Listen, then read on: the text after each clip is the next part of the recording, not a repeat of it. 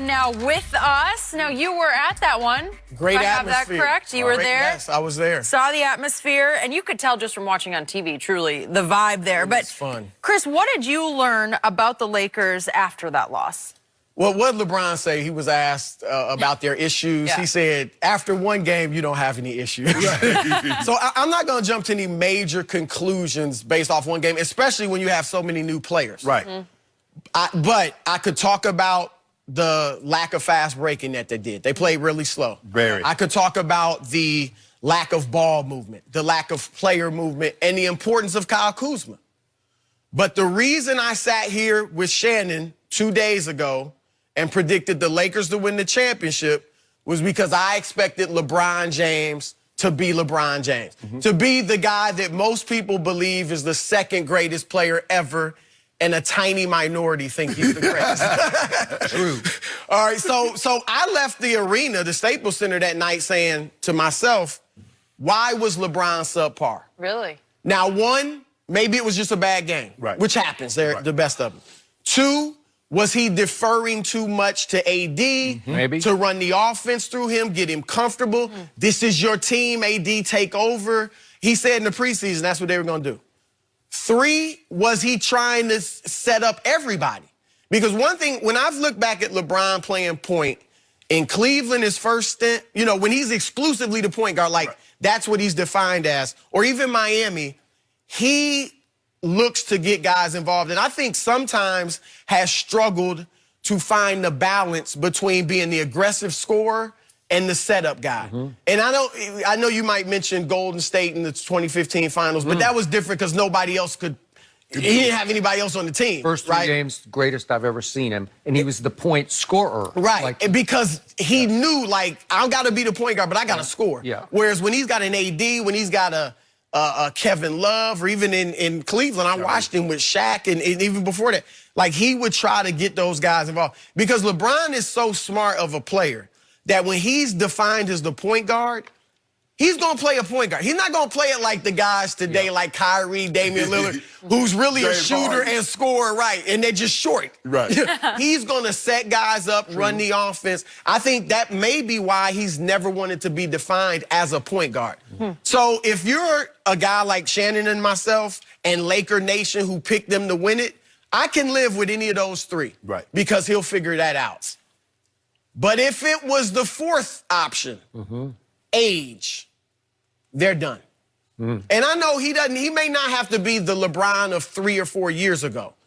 But if he can't be somewhat close, they're done. I don't care how good AD is, what the supporting cast is. If LeBron can't be close to himself, then they don't have a chance to win the championship. And that's what it's all about. So I do think it's one of the first three. Yeah.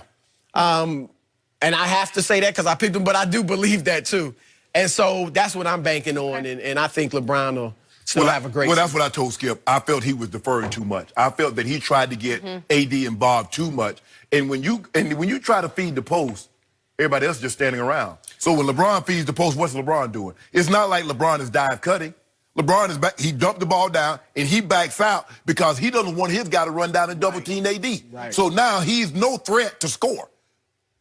I believe that's what it is. They got to find the balance between, and look, the thing that makes AD unique, yes, AD can post, obviously can post, but AD can shoot the mid-range, he can take you to the basket, and he has three-point capabilities.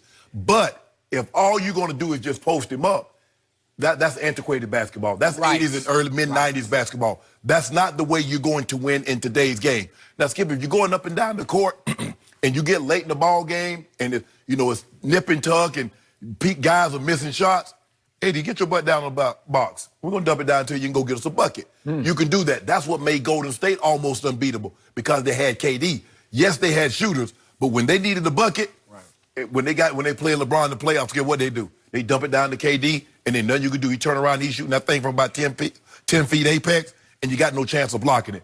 I believe that's what it was. And I agree with you, and I said this. 5 points on the fast break, that's not nearly enough. They got to get 20. They got to get easy buckets. Skip, you can't. I'm surprised they got 100. What they score? 102 points in the half, basically because it's half court. Half court. No. I ain't worried about LeBron. Watch tomorrow. Watch tomorrow. I will watch. I'll watch every game. Trust me. Yeah. Got something for Utah. Yeah, We're gonna go ahead and show you right now. Utah ain't gonna be able to do anything with us. Utah barely overcame Oklahoma City at Utah last night. I watched it. Yeah, that was interesting. Interesting. Yeah. Actually, Oklahoma City looks pretty good, and Utah looked a little overrated to me. But anyway. Oh. But there are new pieces there, so it's a whole new show. Right. I'm way more worried about Anthony Davis than I am about LeBron James. Maybe there's some aging going on, but not that much. Not so much that he's not going to be LeBron James anymore. But I've said for certainly the 3 years we've been on this show, going into the fourth, that I've never thought Anthony was that guy.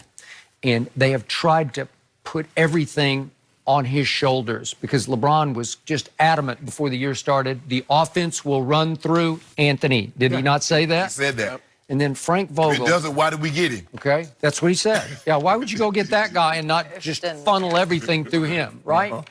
And then Frank Vogel left me scratch my head yesterday when he said of AD, they couldn't stop him. So whatever works, you just go to it again, and we just kept going to him. Okay, I see it in the first quarter because AD scored 9. In the second quarter, he scored 9. He scored 7 in the third, not bad. And then he gets blanked in the fourth quarter. 0 for 2 with 1 rebound. No free throws. Doesn't even get to the free throw line one time. He just disappeared. Right. And I believe that, and again, it's just game one, but I think that Hollywood spotlight got a little too hot for him. He's not experienced this before, and I think he shrank in the fourth quarter. And I think LeBron went home thinking, man, he's got to rise and shine, you know, because LeBron will rise to the spotlight. Right. But then even LeBron looked a little sluggish in the fourth quarter. I don't know if he's just not quite in game shape yet, but he took 4 shots and made 1. So the two of them scored 2 total points in the fourth quarter. That won't get it. That was a close game. It's a 2-point It was tied game. going into the fourth. Tied going in, and it's a 2-point game with 7 minutes left. Come on, one of you two, or both of you two, got to just say, here, we got this. This is our house. Yep. Okay? And it didn't happen. And you kept asking me, who's going to guard AD? Well, they all did. I mean, Montrez just bullied him to me in the fourth quarter, just took him out of the game. We ain't shoot the ball. Okay? I read something today, and Steve can check it out, the research, but I think it was in the LA Times. It said in his time in New Orleans, Anthony Davis only led the Pelicans in fourth quarter shots twice. Now, maybe that meant seasons. Of his 7 seasons, it can't be 2 games. Right. Okay. But that he only led them in fourth quarter shooting attempts twice. So there are people that will tell you they do think he shrinks in the fourth quarter.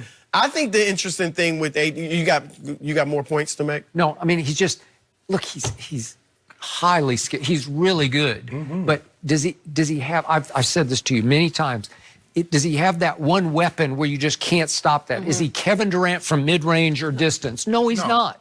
He's really good. In the stats wall, you know, we're talking about Jerry Rice stats. Yeah. He can put up kind of Jerry Rice-like stats where you just say, well, because PER, player he go 40. He go 40. he's going to be the prince of it.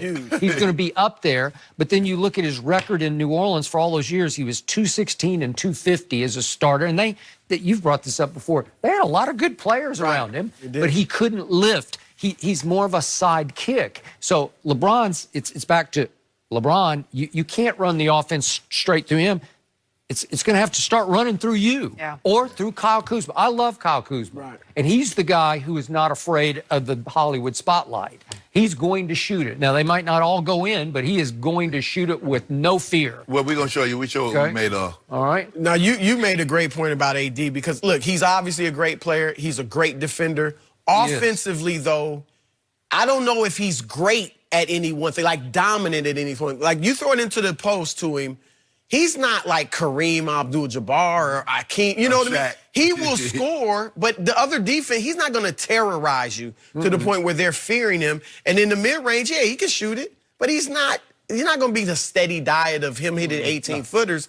And that's what they're going to have to realize. How tall do we say is? 6'10"-ish? I think 10 and a half? 10, 6'10". Yeah. 10? Okay, so he's not 7'2". No, right. Because, you know, now the NBA is going to, they're using your Now official your real height. your real height. LeBron James is 6'8.5". Is that what they said? That's what they You say. know who's really shrinking is Dwight. Yeah. He looks tiny. Like What they say, Dwight. Littler all Dwight around. is no like body 6'9". fat whatsoever. I mean, his body, like, Yeah. where? But Is that we- why number 2 blocked him from behind? Then? Well, he That was a didn't have foul. the lift either. Yeah, something Lift? there. That was fine. Chris, we're going to have you stick around for a bit more.